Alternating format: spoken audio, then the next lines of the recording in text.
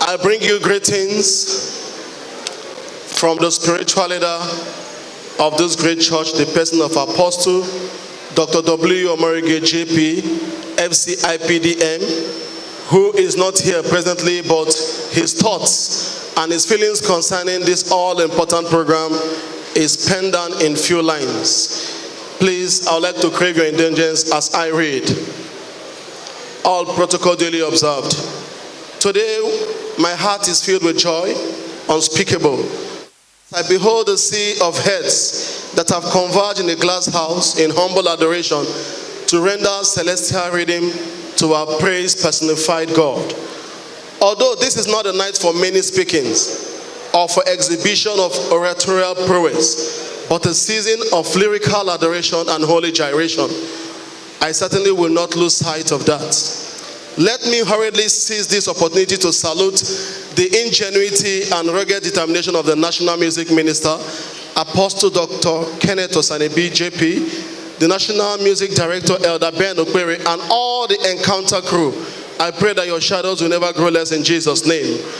When the inaugural season took off last year, although I was not here, but I hoped and prayed that this program will not be a fluke and be retired on resumption, the way so many noble ventures and initiatives were relinquished before they took roots and solidified into a paradigm. I thank God the encounter is here for keeps. Before we are caught up in tonight's rapture of euphorious tintinnabulation, let me state here that the importance of praise in any spiritual enterprise cannot be overemphasized, let alone when it has to do with our all-knowing and all-sufficient God. Praise and worship represent the oxygen of our faith and the engine room of the altar. Our God inhabits the praise of his people.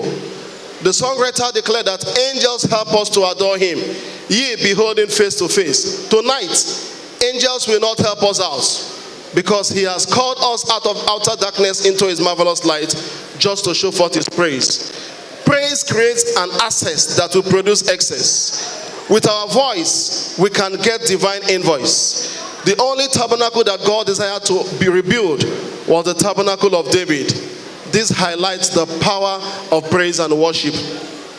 Praise is a sacrifice, and only praise can offer sacrifice. That is why our praise leaders should operate with that consciousness. They are not entertainers or musicians, but praise and worship ministers. I strongly believe that all those that have been engaged to lead the praise army tonight will bring countless victories and testimonies. As I wind up, I want to believe strongly that the organizers of the Encounter program will start looking at the possibility of taking this noble venture beyond the city of aquatic splendor, that is Lagos, to other city centers in the nearest future, especially the church headquarters, our own Vatican.